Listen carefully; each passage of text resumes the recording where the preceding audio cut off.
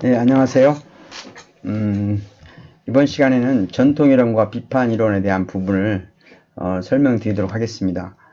여러분 책을 제가 파워포인트로 만들었는데요. 책에 나와 있는 그 전통이론과 비판이론에 관련된 부분입니다. 다 보고 계시죠?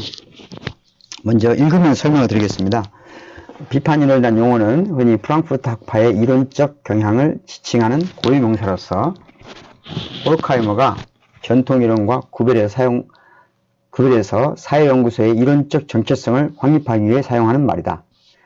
호르카이머의 논문 전통이론과 비판이론은 1937년도에 쓰여진 논문입니다. 전통이론의 특징을 다음과 같이 서술하고 있다. 즉 전통이론은 세계에서 일어나는 재반 현상을 객관적으로 서술하고 이들 사이의 연관성을 인과적으로 설명하며 이러한 인과적 연관성에 근거하여 새로운 현상을 예측하려 한다. 그리고 그 예측이 맞다면 해당 이론은 타당한 것으로 간주된다. 따라서 전통이론은 조건에서 결과를 노출하는 식의 이론 구조를 갖는다. 즉 A, B, C, D라는 조건 아래서는 Q라는 결과가 예측되고 D가 없다면 R, G가 추가되면 S가 일어난다는 식으로 이론이 만들어진다. 자, 여기서 전통이론 그러면 지난번에도 한번 말씀드린 것처럼 옛날 이론이란 말이 아닙니다. 그러니까 오래된 이론이라는 뜻을 갖는 게 아닙니다. 전통이론 그러면 사실은 그 당시 호르카이머나 또는 아도르노나 비판 이론이 성립되는 1930년대만이 아니라 오늘날 우리가 살고 있는 시대에 가장 일반적인 이론입니다. 그러니까 가장 일반적인 과학 이론을 가리켜요. 방금 여기 읽어보면 세 단계라고 할 수 있죠. 세 단계. 정확히 말하면 첫 번째, 사태를 객관적으로 본다. 서술한다는 거예요. 객관적으로 본다는 얘기는 무슨 얘기입니까? 주관을 배제한다는 겁니다. 그러니까 사태를 관찰자적 관점에서 바라보는 거예요. 관찰자적 관점에서 바라보는 겁니다. 따라서 첫째, 현상을 또는 세계를 객관적으로 서술하고, 두 번째는 뭐예요? 이들 사이 객관적으로 서술된 어떤 사실, 그러니까 서술된 객관들 사이의 연관성을 인과적으로 설명한다는 거예요. 원인과 결과, 인과적으로 설명한다. 첫 번째 객관성, 두 번째 인과성으로 설명한다는 겁니다. 그리고 이 인과성의 근거에서 뭘 한다는 거예요? 예측, 새로운 현상을 예측한다 또는 추론한다, 설명한다 이렇게 볼 수 있죠. 그러니까 첫 번째 뭐죠? 객관적 서술, 두 번째 인과적 연관성, 그에 따라서 합당한 새로운 현상을 예측한다. 예측 가능한 거예요. 예측 가능성. 여기서 세 가지 중요한 개념이 있어요. 첫 번째 객관성, 두 번째 인과성, 세 번째 예측 가능성. 이 세 가지가 전통 이론의 핵심적인 특징입니다. 다음 읽어보죠. 그런데 이렇게 조건과 결과를 연결시키는 일반적 진술은 항상 현상 속에서 동일한 것이 반복됨을 법칙적으로 도출할 때 가능하다. 그렇지 않을 경우에 조건과 결과를 연결시킬 수 있는 일반적 진술은 불가능하기 때문이다.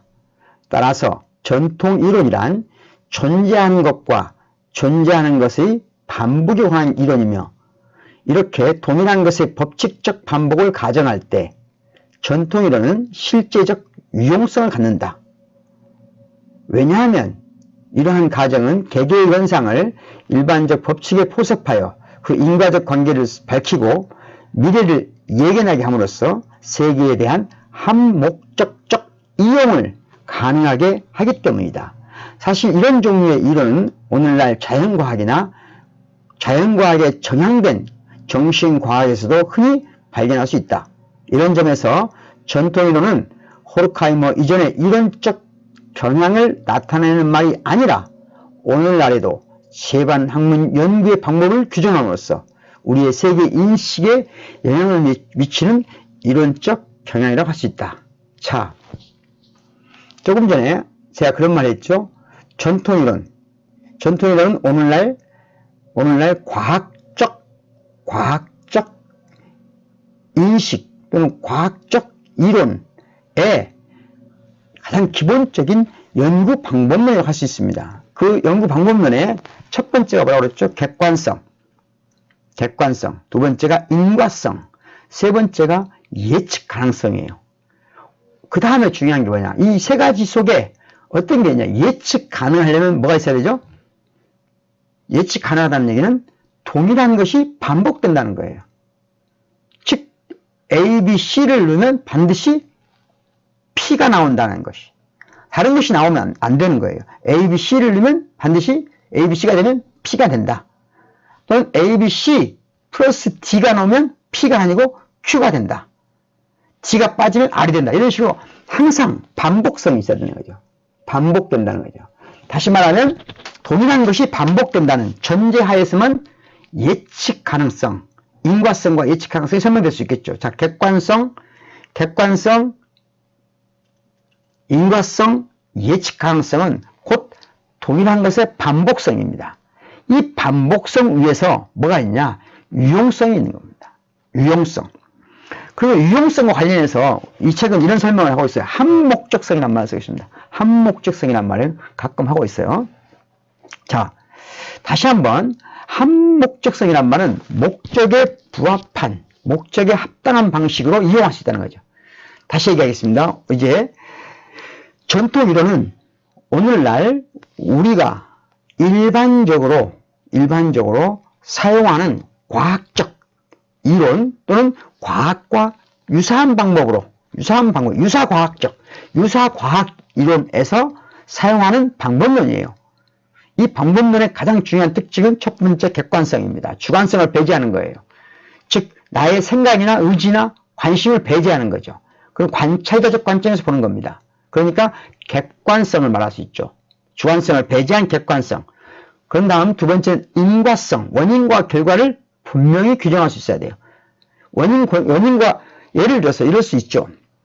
나는 보름달이 뜰 때마다 잠을 자지 못한다. 그런데 보름달이 뜰 때마다 잠이 잘 못하는 게 정말 항상 그래요. 항상 그래도 두 개의 관계를 인과적으로 설명할 수 없으면 이건 과학적 방법론을 통해서 이론할 수 없습니다. 자, 첫 번째 다시 한번 말씀드립니다. 첫 번째 객관성, 두 번째 인과성, 세 번째 예측 가능성. 그 예측 가능성을 토대로 뭐가 필요하다? 유용성이 중요한 겁니다. 그래서 지금까지 네 가지 개념을 말했어요. 전통이론의 네 가지 특징, 객관성, 인과성, 예측 가능성, 유용성. 자, 그러나 호르카임에 따르면 전통이론은 크게 세 가지 문제점을 갖는다. 첫째, 전통이론은 재반현상을 동일한 것의 법칙적 반복으로 파악하면서 이러한 법칙이 초역사적 항구성을 지닌다고 가정한다.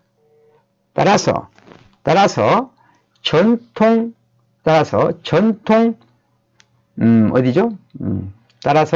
이론은 오로지 이를 탐구하고 하려고 할 뿐 이러한 탐구가 이루어지는 사회적 조건에는 주의를 기울이지 않는다.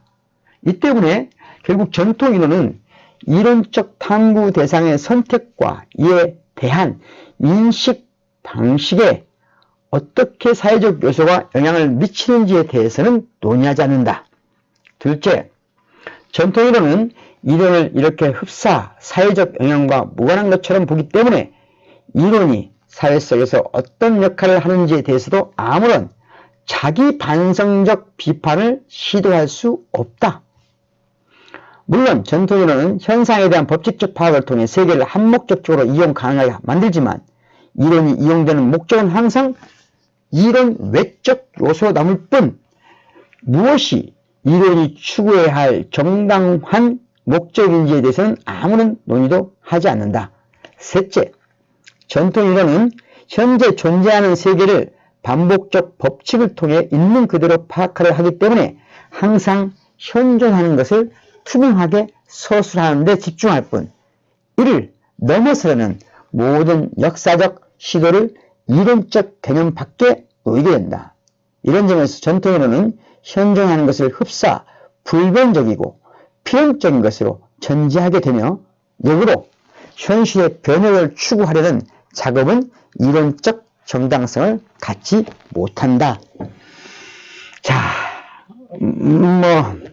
여러분 쉽게 이해되나요? 조금 생각에 따라서는 어렵기도 한 대목이에요.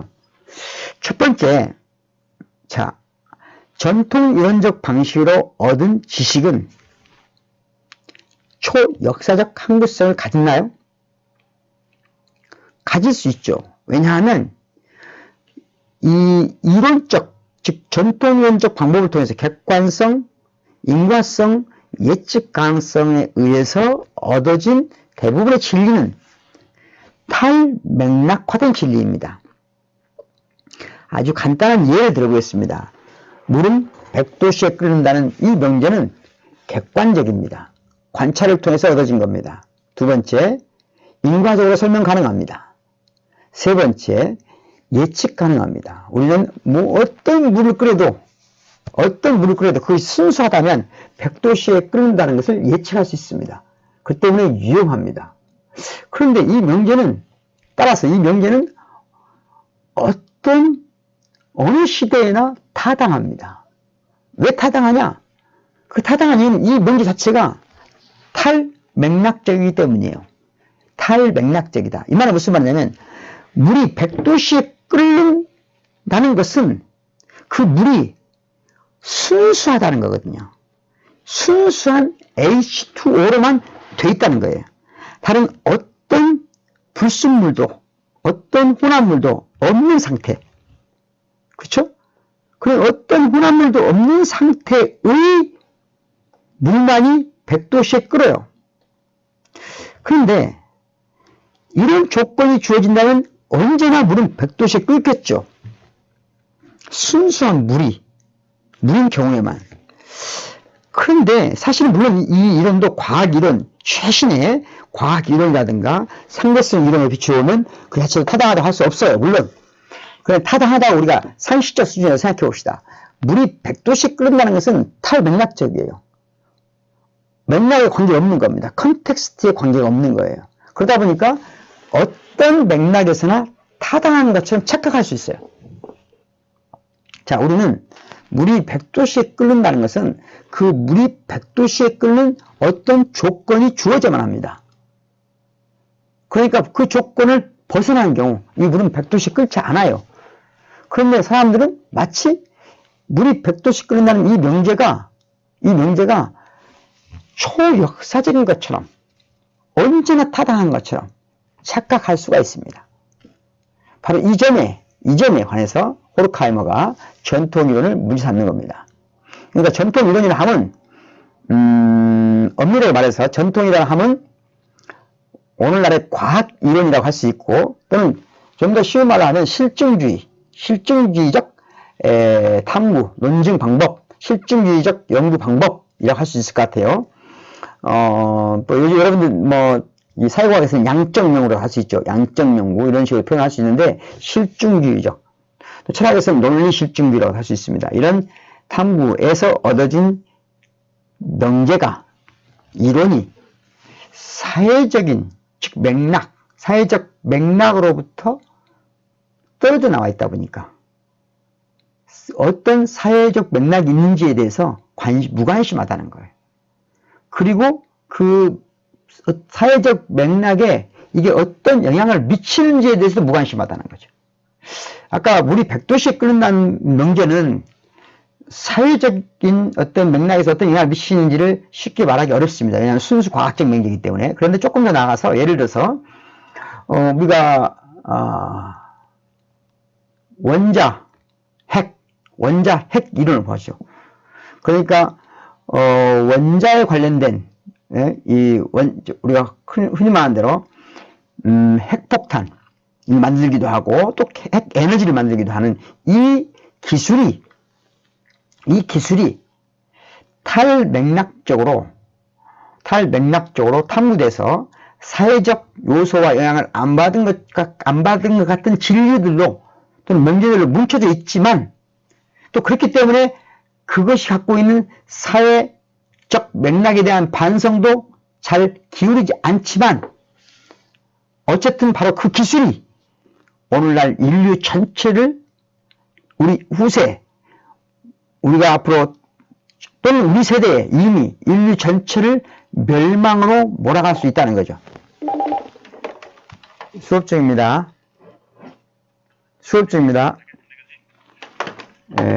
지금 환경이 제가 연구실에서 이렇게 하다 보니까 전화도 오고 막 그러네요. 이해 바랍니다. 자, 그래서 첫 번째, 어떤 과학적 명제가 또는 초역사적으로 정당화된 이 전통 이론적 방식으로 정당화된 명제나 이론이 사회적 맥락과 관계없다고 하는 것, 바로 그런 특성 때문에, 사회적 맥락 관계없다기보다는 사회적 맥락을 이탈해서 만들어진 어떤 맥락적 어떤 조건, 그러니까 아까 순수한 물이라고 하는 조건이듯이 실험실적 조건이거든요. 어떤 실험실의 조건 속에서 만들어진 과학적 명제들이 기술과 결합하고, 기술적 명제들과 결합하고, 기술적으로 그것이 이제 어떤 새로운 무기나 에너지를 만들어냈을 경우에 그것에 대한 반성, 자기 반성이 있어야 됨에도 불구하고 그 태생이 탈맥락적이기 때문에 맥락에 대한, 사회적 맥락에 대한 반성이 없다.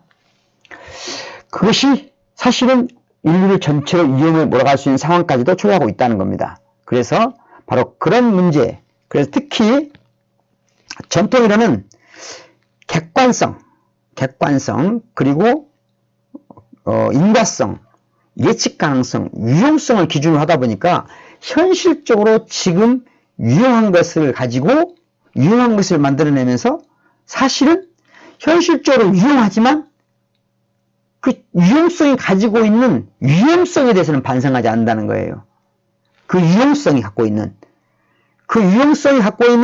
반성, 그 유용성이 가지고 있는 위험성, 그 위험성에 대한 반성, 그것은 학문적으로 다시 다른 학문적 가치를 논의해야 되는데 그 가치를 부정한다는 거죠. 그걸 이론으로 보지 않는 거예요.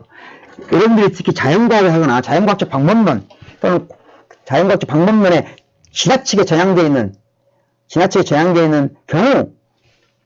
경우 다른 이론, 즉 이런 과학적 전통 이론적 방법론이 갖는 그 문제를 비판적으로 검토하는 이론이 있을 수 있다는 걸 인정하지 않은 경향이 있다는 거죠. 그것이 아마도 정말로 이 전통 이론을 갖는 위험성이다, 이렇게 말하고 있습니다. 호르카이머는 이러한 전통 이론에 대해 비판 이론을 대안 이론으로 제시합니다. 전통 이론 제시하지만 전통 이론 자체를 부정하지는 않습니다. 그는 계상에 대한 사실적 서술과 한목적적 이용을 추구하는 전통 이론을 일견 당연한 것으로 보고 있기 때문입니다. 하지만 전통 이론은 현실을 필연적인 것으로 정당화할 위험성을 갖고 있으며 이런 점에서 호르카이머에게 전통 이론이란 불충분한 이론이었습니다.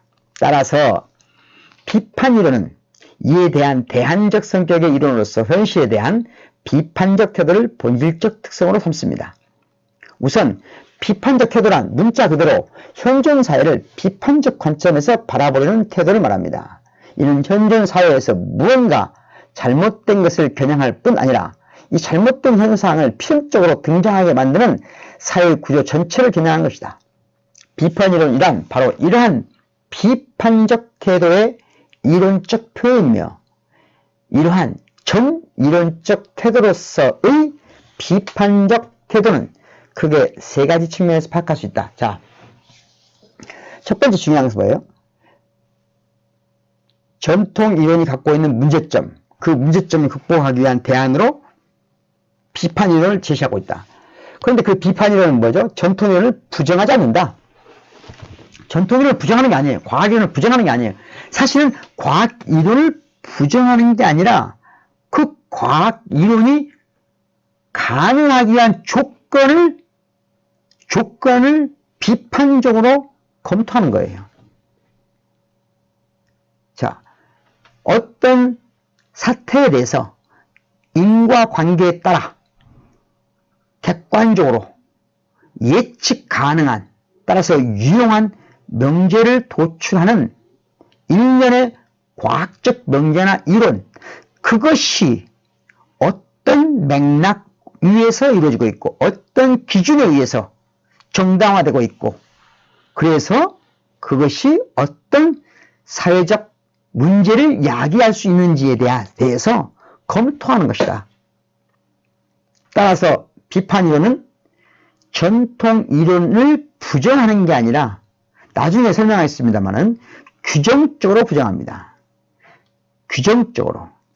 그러니까 전통 이론을 무시하거나 없애야 된다고 생각하거나 또는 그냥 그 자체 잘못됐다고 생각하는 게 아니라 그것을 어떤 부분에 한계가 있는지 그 한계를 지정한다는 거죠.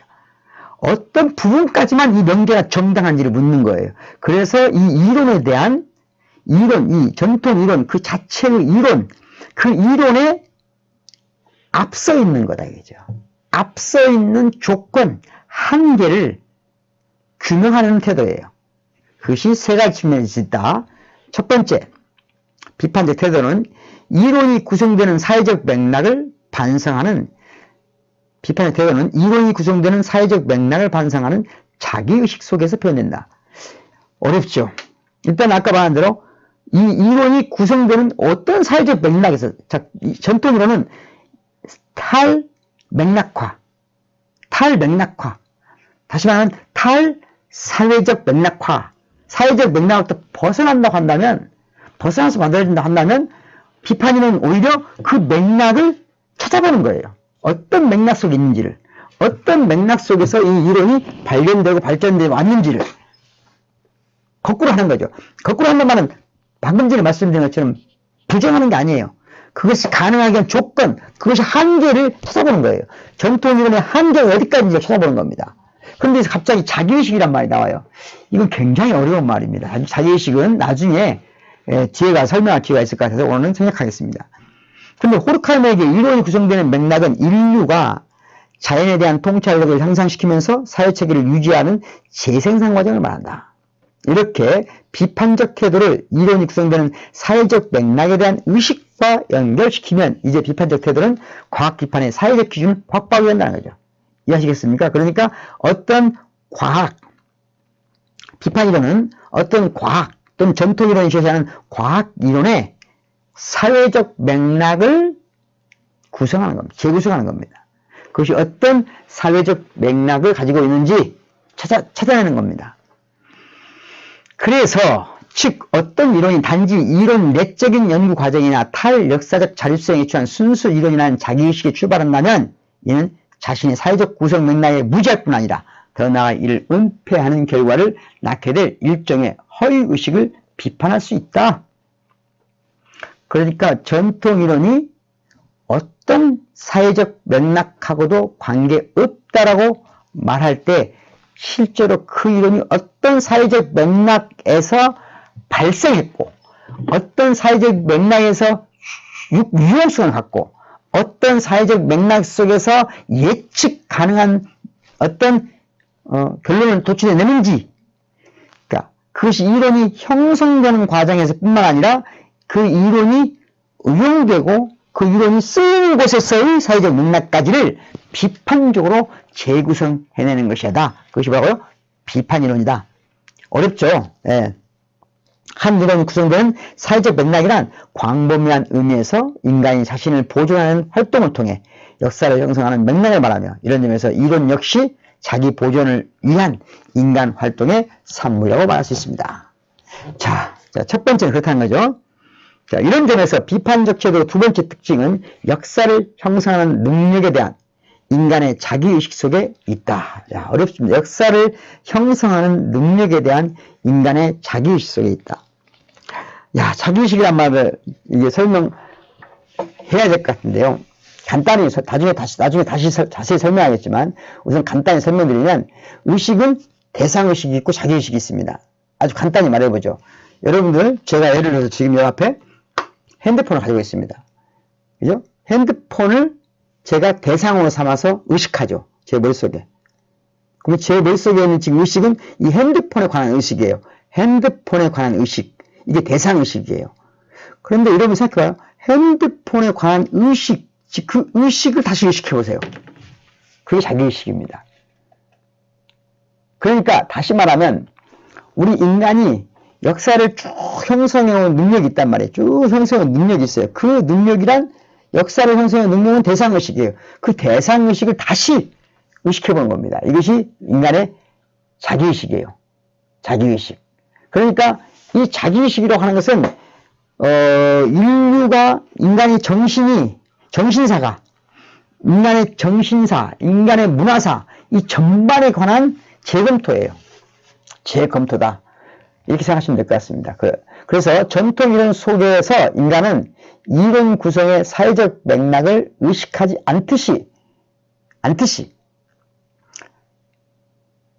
이 세계가 자신의 활동의 산물임에도 불구하고 이러한 역사 형성 활동 자체를 의식하지 못한다.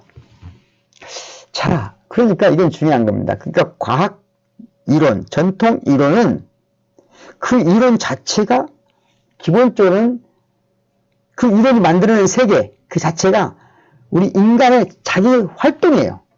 우리가 만들어낸 대상의식으로 만들어진 겁니다. 그러니까 대상의식으로 만들어졌기 때문에 그 대상의식으로 만들어진 그것에 대한 다시 재의식을 할 수 있어야 된다는 거죠. 그런데 전통이론은 그걸 하지 못한다. 따라서 현실은 항상 이미 존재하는 것으로 항상 동일한 것으로 보여진다는 거죠. 왜? 기본적으로 객관적으로 현존하는 걸 따지는 거고 두 번째는 반복 가능한 다시 말하면 예측 가능한 걸 따지니까요. 그래서 비판적 태도를 이렇게 인간의 역사 형성 활동에 대한 의식과 연결시키면 비판적 태도는 사회 비판의 기준을 확보하게 된다. 즉 어떤 사회가 인간의 역사 형성적 활동을 억압한다면 이제 이러한 사회는 인간을 억압한 사회로 비판될 수 있다는 것이다. 이런 점에서 인간의 역사 형성 활동에 대한 의식은 단지 이미 존재하는 사회가 인간 활동의 산물이라는 전만을 확인하는 데 그치는 것이 아니라 현재의 억압을 넘어선 더 나은 사회를 건설하는 해방적 의식에 이른다.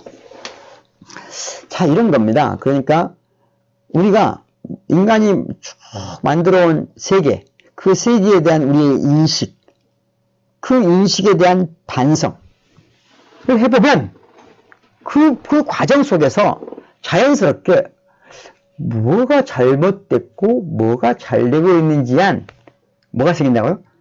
비판의 기준이 설정될 수 있다는 겁니다. 자, 그래서 비판이론은 참 중요한 것을 기준이라고 그랬죠. 비판을 하려면 기준이 있어야 된다는 거죠. 바로 그 기준이 전통 이론에서는 비판의 기준이 만들어지지 않는다는 거예요. 그들이 말하는 비판의 기준이 만들어진다 하더라도 그것은 그냥 현실일 뿐이 현실이 비판의 기준이라는 거예요. 현실을 긍정하는 거예요. 반면 비판이론은 뭐예요? 현실의 잘못된 점을 찾아내는 거죠. 그 찾아내려면 기준이 있어야 돼요. 그 기준이 단지 지금 현존하는 것이 아니라는 거죠. 그렇다면 비판할 수 있는 게 하나도 없죠. 비판하려면 지금 우리 앞에 현존하는 것 이 자체가 진리라고 보지 않는 거예요. 사실은 진리가 아니에요. 사실을 진리라고 보는 순간 그건 전통이론입니다. 비판이론은 사실 그 자체를 진리라고 보지 않아요. 사실은 직접적으로 주어진 어떤 것일 뿐이에요. 그 직접적으로 주어진 것을 반성을 통해서 또는 소통을 통해서 비판할 수 있는 기준을 마련해내야 돼요. 그 비판할 수 있는 기준을 누가 개인적으로 만들 수 있는 게 아니죠. 인류 역사에 도저히 이르는 무수많은 인간들이 합의하고 협의한 것들이겠죠. 자, 이런 점에서 비판이론은 사회비판을 위한 기준을 마련한다. 그 기준을 통해서 뭔가 더 나은 세상, 해방된 세상을 지향해 나가는 것이다. 이렇게 말할 수 있겠습니다. 마지막 부분인데요. 이렇게 해방적 의식으로서 비판적 태도를 전제한다면 이제 비판적 태도의 세 번째 특징이 뭐냐? 사회 변혁의 방향과 관련된다. 물론 사회 변혁의 방향은 사회적으로 억압받는 계급의 해방입니다. 그리고 이런 의미에서 비판적 태도는 억압받는 계급의 이해와 일치한다고 할 수 있습니다. 그러나 호르카이머의 사회 변혁의 근본 방향은 인간의 보편적 자유와 해방의 실현이자 바로 이를 가능하게 하는 이성적 사회의 건설에 있습니다. 이런 점에서 호르카이머에게 비판 이론의 본질적 특징인 비판적 태도는 인간의 자유와 이성을 새롭게 생각하죠. 자, 비판 이론이 지향하는 바는 뭐예요? 두 가지예요. 자유와 해방입니다. 비판 이론은 뭐죠? 자유와 해방. 자, 다시 첫 번째 돌아가겠습니다. 첫 번째 특징이 뭐라고 했죠? 첫 번째 특징. 비판 이론의 첫 번째 특징은 뭐냐? 예? 이 전통적 이론이 탈맥락화시킨 것을 다시 재맥락화하는 거예요. 탈맥락화된 걸 재맥락화. 그러니까 이 세상에 존재하는 모든 사람들이 주장하는 참이라고 주장하는 것, 도덕적으로 옳다고 주장하는 것, 또는 심리적으로 아름답다고 주장하는 모든 명제, 그 명제의 한계를 규정하는 겁니다. 뭘 통해서? 맥락을 따라서. 첫 번째는 맥락에 따라서. 어떤 맥락에서는 타당할지 모르지만 이 맥락에서는 타당할 수 없다는 것. 이해하시겠어요? 그러니까 첫 번째는 뭐다? 비판 이론은 전통 이론이 탈맥락화한 것을 다시 재맥락화한다 하는 것이 중요합니다. 재맥락화함으로써 뭘 한다? 이론의 한계를 규정한다는 겁니다. 두 번째는 뭐죠? 두 번째는 결국은 사회 탈맥락화를 통해서 얻은 건 뭐예요? 얻는 것은 탈맥락화를 끝나는 게 아니에요. 맥락을 통해서 탈맥락화된 것을 재맥락화하는 과정에서 비판의 진행하는 과정에서 어떤 기준에 대한 합의를 마련할 수 있는 거예요. 즉, 첫 번째는 맥락이 재맥락화의 과정에서 비판의 기준을 마련하는 거고, 그 비판의 기준을 통해서 허위의식, 잘못된 의식을 억압하고 있는 의식을 비판하는 거죠. 그래서 뭘 한다고요? 해방을 지향하는 거예요. 해방을 지향하고 자유를 지향합니다. 더 많은 해방, 최대의 해방, 최대의 자유. 그걸 지향하는 것이 비판 이론이다. 정리하겠습니다. 전통이론은 첫 번째, 전통이론은 객관성, 인과성, 예측 가능성, 유용성을 기준으로, 유용성을 이 네 가지 개념을 토대로 이론을 또는 명제를 정당화하는 이론 체계를 전통이론이라고 할 수 있다. 이 전통이론을 비판이론은 전면적으로 비판하거나 부정하지 않는다. 다만 그 이론의 한계를 규정하려고 하는 것이다. 그 한계를 규정하기 위해서 비판이론은 첫 번째, 전통이론이 탈맥락화한 것을 재맥락화한다. 그 재맥락화의 과정 속에서 두 번째, 사회 비판의 기준을 마련한다. 그리고 세 번째, 그 사회 비판의 기준을 통해서 비판을 수행하면서 더 많은 자유, 더 많은 해방을 꿈꾼다. 이것이 비판이론이다. 이해하셨나요? 여러분 다시 한번 쭉 이 내용을 정확하게 읽어보시기 바랍니다. 그래야 이후에 이해되는 이야기들이 전반적으로 이해될 수 있습니다. 조금 힘든 시간이었죠? 그래도 많은 도움이 됐길 바라겠습니다. 고맙습니다.